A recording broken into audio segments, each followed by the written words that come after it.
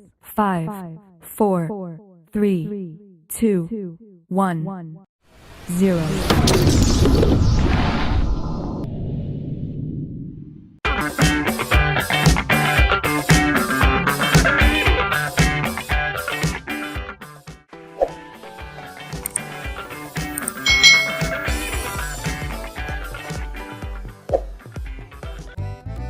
Hai hai hai. Selamat datang di channel YouTube Kak Citra. Apa kabar adik-adik semuanya? Kak Citra berharap kalian dalam keadaan yang baik, sehat dan siap untuk belajar ya. Hari ini kita akan belajar bersama-sama untuk mata pelajaran tematik kelas 6. Kita belajar di tema 7 tentang kepemimpinan, subtema 1 pemimpin di sekitarku, pembelajaran yang ketiga. Mari adik-adik kita belajar dengan penuh semangat ya. Pemimpin yang baik akan memperhatikan kepentingan seluruh anggota yang dipimpinnya. Pemimpin yang baik juga akan selalu mengajak anggotanya berbuat baik adik-adik. Nah, di sini ada kisah dari Pak Abdi. Nah, siapa Pak Abdi ini? Yuk kita baca bersama-sama. Pemimpin yang baik adalah orang yang mau terus belajar dari siapa saja. Sebagai ketua RT yang dicintai warganya, Ibu Erika banyak belajar dari Pak Abdi. Nah, beliau itu seorang lurah Kampung Palapa yang letaknya bersebelahan dengan Kampung Sehat Melati. Seperti banyak orang lainnya, Ibu Erika terinspirasi atas keberhasilan dari Pak Abdi yang menggalang warganya untuk menjaga kehidupan beragama dan kerukunan beragama. Seperti yang dirasakan oleh Ibu Erika hari ini ketika menghadiri undangan peringatan Hari Kemerdekaan di Kampung Palapa. Ibu Erika ini mendengarkan pidato dari Pak Abdi. Nah, ini adalah pidato dari Pak Abdi. Mari kita baca bersama-sama adik-adik. Warga Kampung Palapa, sudah lebih dari 68 tahun negara kita berdiri mandiri, merdeka dari penjajah. Setiap tahun kita berkumpul merayakannya, bukan tanpa tujuan. Aneka lomba dan kegiatan makan bersama adalah bentuk syukur kita atas kebebasan untuk hidup berkarya dan ungkapan terima kasih kita atas jasa para pahlawan yang berjuang untuk kemerdekaan ini. Wargaku tercinta, satu hal penting yang tak akan bosan saya sampaikan adalah agar kita selalu menjaga perilaku kita sesuai tuntunan agama. Aneka kegiatan yang kita lakukan dalam memperingati kemerdekaan ini harus selalu kita dasari dengan rasa syukur kita atas anugerah Tuhan. Dengan izin Tuhan Yang Maha Esa, para pahlawan berjuang merebut dan mempertahankan kemerdekaan negara kita. Kini, marilah kita mengisi kemerdekaan ini dengan berbagai kegiatan positif. Semua kegiatan hendaklah kita niatkan sebagai ibadah kepada Tuhan. Dengan begitu, semoga Tuhan meridhoi semua yang kita lakukan. Selamat berpesta memperingati kemerdekaan bangsa wargaku. Semoga Tuhan Yang Maha Esa selalu melindungi dan menuntun langkah kita. Semoga desa kita semakin maju. Semoga seluruh warga semakin makmur dan bahagia. Hati Ibu Erika yang mendengar pidato dari Pak Abdi ini bergemuruh seiring tepuk tangan seluruh warga yang hadir.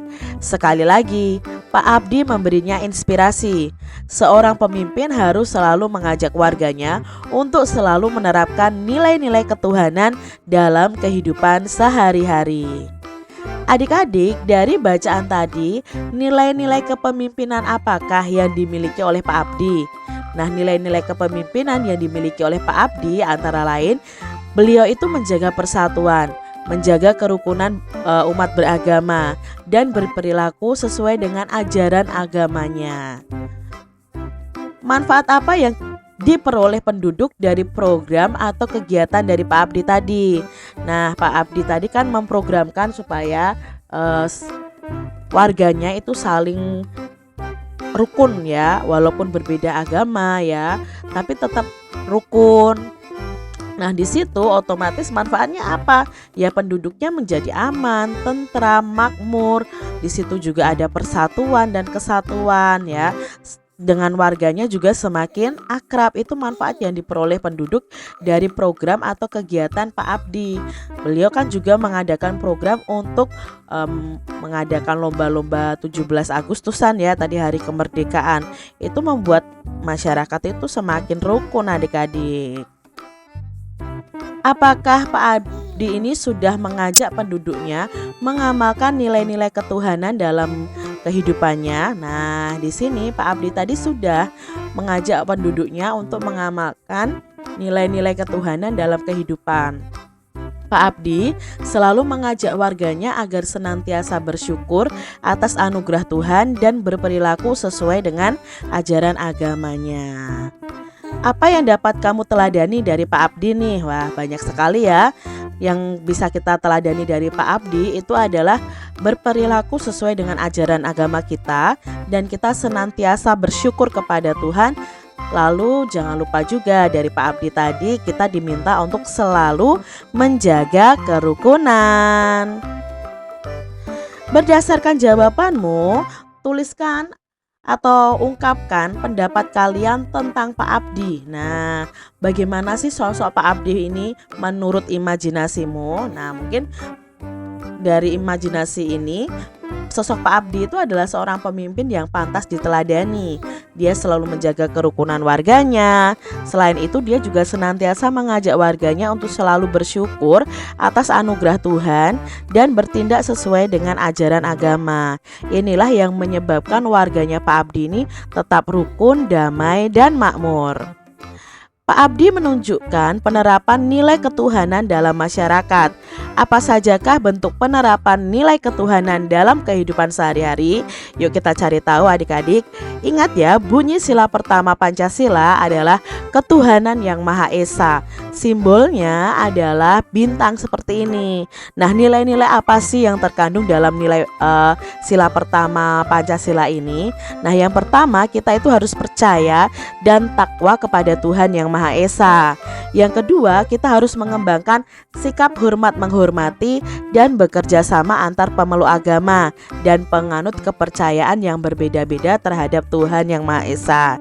Yang ketiga, kita itu harus membina kerukunan di antara sesama umat beragama dan kepercayaan terhadap Tuhan yang Maha Esa. Lalu nilai keempat yang terkandung dalam sila pertama Pancasila adalah agama dan kepercayaan terhadap Tuhan itu adalah masalah yang menyangkut hubungan pribadi manusia dengan Tuhan.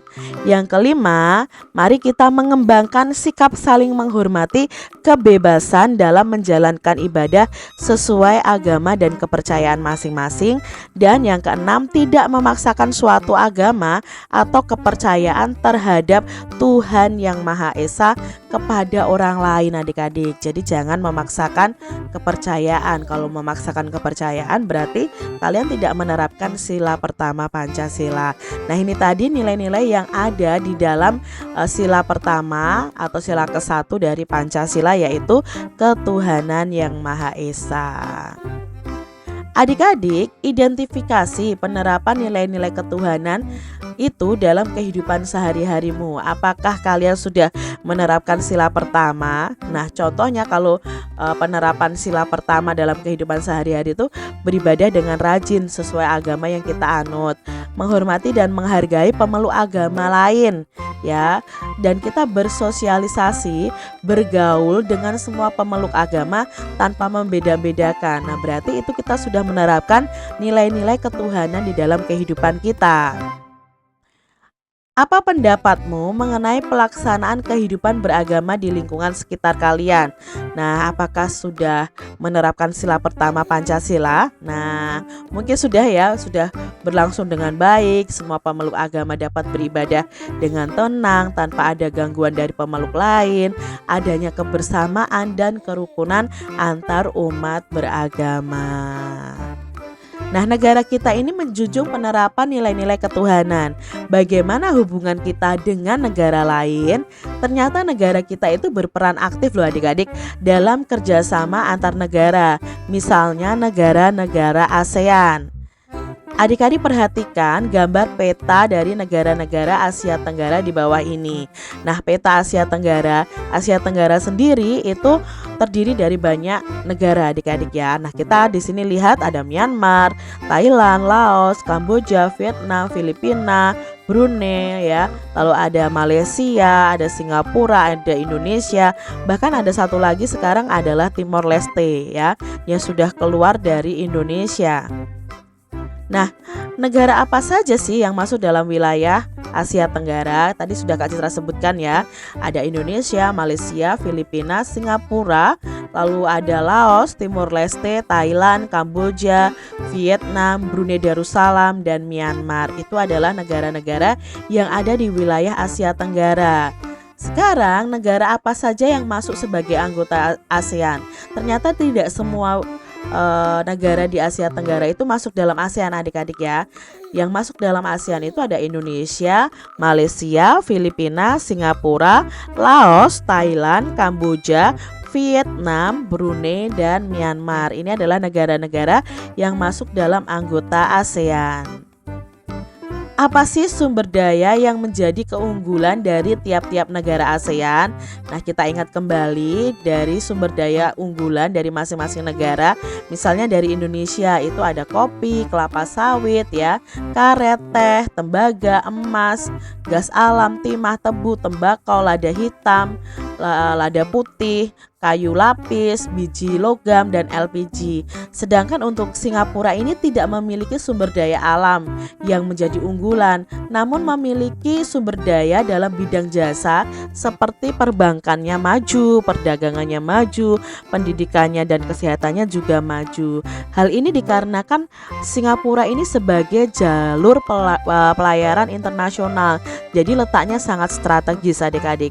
Untuk Brunei Darussalam itu sumber daya unggulannya adalah minyak dan gas bumi, kelapa sawit, karet, dan kelapa.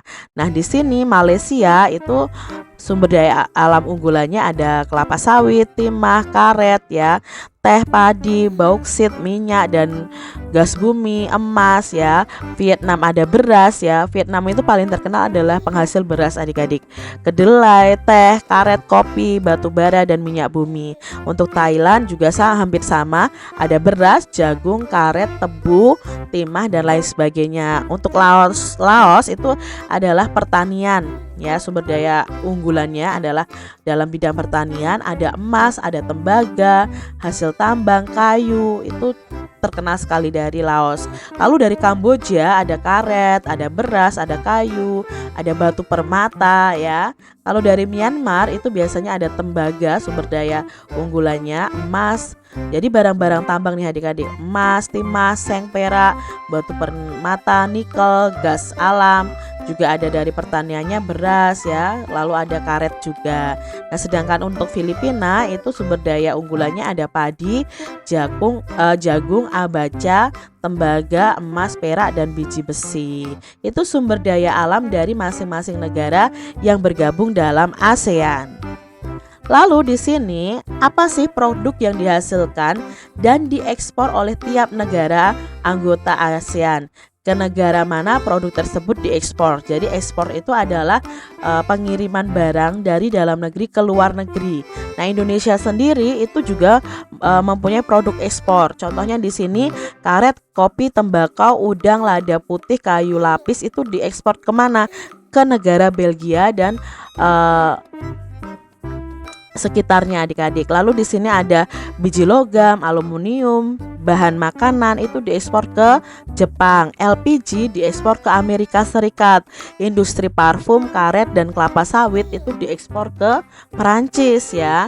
Lalu Singapura itu produk ekspornya itu lebih ke elektronik dan telekomunikasi, obat, barang kimia, dan produk penghilangan minyak bumi.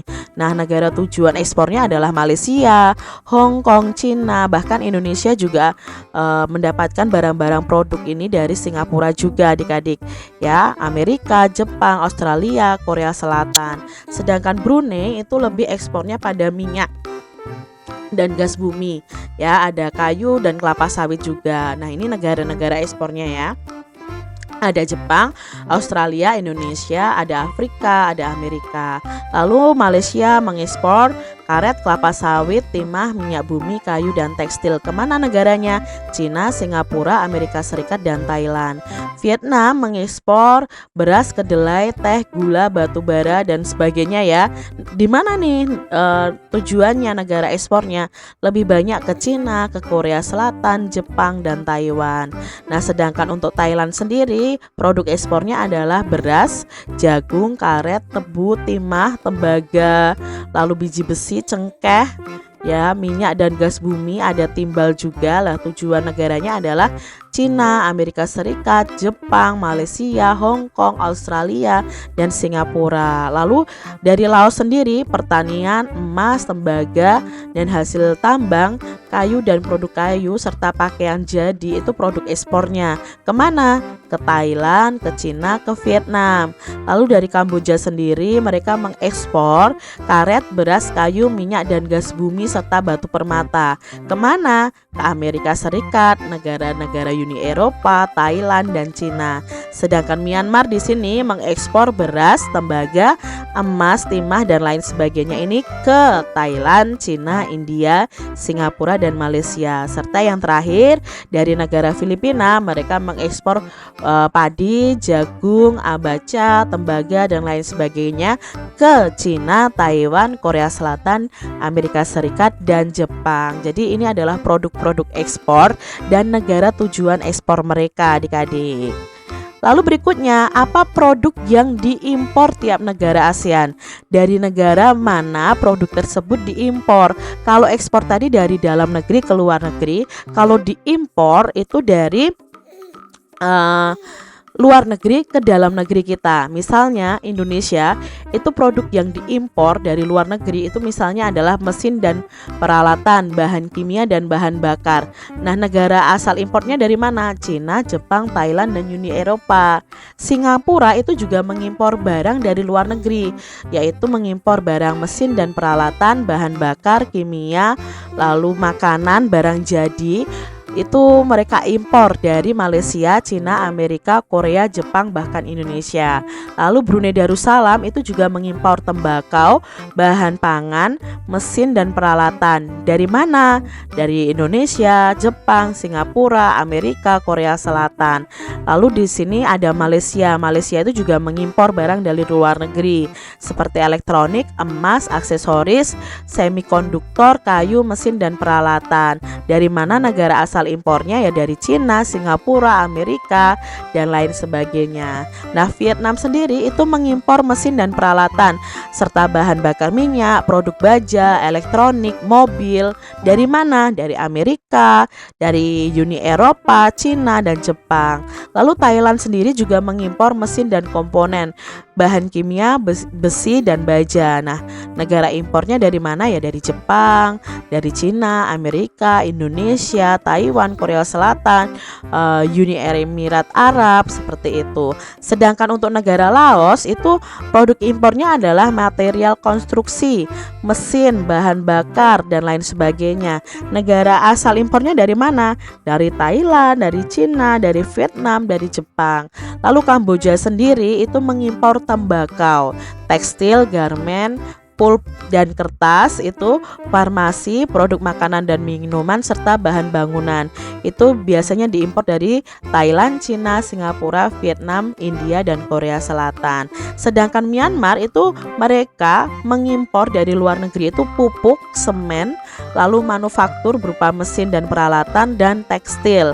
Nah, negara asal impornya dari mana? Dari Singapura, Cina, Thailand, dan Jepang. Yang terakhir ada Filipina, itu mereka mengimpor produk elektronik, alat transportasi, mesin dan alat industri, besi baja, alat telekomunikasi, dan listrik. Nah, negara yang mengimpor adalah Cina, Taiwan, Singapura, Amerika, dan Jepang.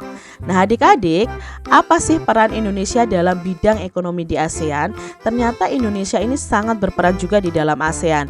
Yang pertama adalah mendukung terbentuknya masyarakat ekonomi ASEAN atau MEA ya sekarang ya. Lalu ikut serta berperan dalam lumbung padi ASEAN. menjalin kerjasama di bidang perindustrian dan perdagangan. Kerjasama di sektor industri dilakukan melalui ASEAN Industrial Corporation ya. Lalu kerjasama di sektor perdagangan dalam ASEAN Free Trade Area ya. Sekarang Indonesia tergabung di situ. Kerjasama ASEAN dalam ekonomi community, lalu kerjasama di sektor fasilitas perdagangan. Nah, Indonesia ini juga sebagai salah satu pelopor dan pendiri organisasi kerjasama ekonomi antar negara. Jadi adik-adik, selain negara-negara ASEAN ini saling melengkapi produk-produk mereka, mereka itu juga saling bekerja sama. Pada pembelajaran 1 dan 2 adik-adik, kita telah membaca teks pidato.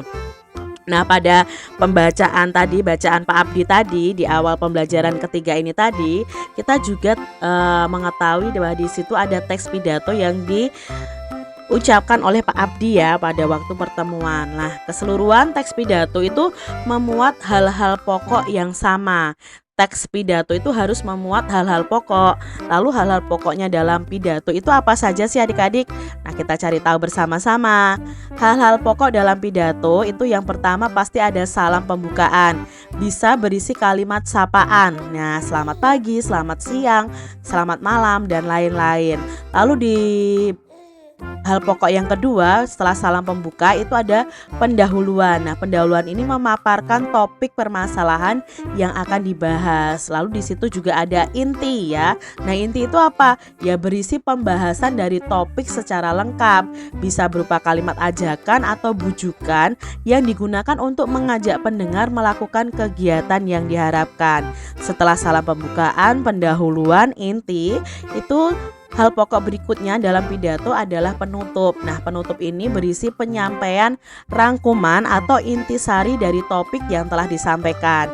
Nah, setelah penutup itu ada salam penutup. Nah, salam penutup itu berisi ucapan terima kasih dan salam penutup adik-adik. Jadi kalian sudah tahu ya, inti-inti dari pidato itu ada salam pembukaan ya.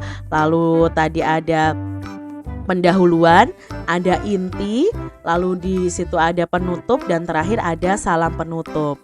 Nah, di sini kita akan bersama-sama mengidentifikasi unsur-unsur pokok dalam pidato bacaan tadi dari Pak Abdi tadi.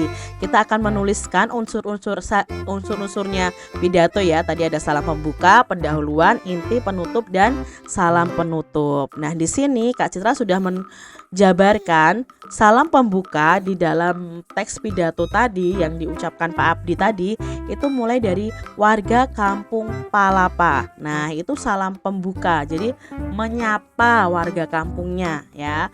Dan seterusnya sampai setiap tahun kita berkumpul merayakannya bukan tanpa tujuan. Lalu yang masuk dalam pendahuluan adalah ini nih adik-adik. Aneka lomba dan kegiatan makan bersama adalah bentuk rasa syukur kita atas kebebasan untuk hidup berkarya dan ungkapan terima kasih kita kepada para pahlawan yang berjuang untuk kemerdekaan ini. Ini masuk dalam pendahuluan. Lalu setelah pendahuluan ada inti. Nah, di sini intinya Pak Abdi itu menjabarkan kepada warga tercintanya agar selalu menjaga perilaku kita sesuai tuntunan agama. Nah, aneka kegiatan yang dilakukan itu dalam memperingati kemerdekaan harus didasari dengan rasa syukur kita kepada anugerah Tuhan. Nah, dengan izin Tuhan Yang Maha Esa, para pahlawan itu berjuang merebut dan mempertahankan kemerdekaan negara kita. Itu intinya. Lalu berikutnya ada penutupnya. Nah, penutupnya itu tadi adalah rangkuman dari inti atau topik yang dibahas. Nah, di sini kini marilah kita mengisi kemerdekaan ini dengan berbagai kegiatan positif. Sesuai kegiatan, semua kegiatan hendaklah kita niatkan sebagai ibadah kita kepada Tuhan dan seterusnya. Lalu ada salam penutupnya, yaitu selamat berpesta memperingati kemerdekaan bangsa wargaku. Semoga Tuhan Yang Maha Esa selalu melindungi dan menuntun langkah kita. Semoga desa kita semakin maju. Semoga seluruh warga semakin makmur dan bahagia. bahagia. Itu masuk dalam salam penutup. Jadi itu tadi adik-adik unsur penting dalam pidato ya. Ada salam pembuka, ada pendahuluan, ada inti, ada penutup, dan salam penutup. Demikian tadi adik-adik pembahasan kita di tema 7, subtema 1 pembelajaran yang ketiga. Semoga video pembelajaran ini bermanfaat untuk adik-adik semuanya, dan sampai jumpa lagi di video pembelajaran Kak Citra selanjutnya. Tuhan memberkati. Jangan lupa tekan tombol subscribe, lalu tekan loncengnya, tekan juga tombol like, lalu share ke media sosial kalian. Jangan lupa untuk ikuti media sosial Kak Citra. Terima kasih.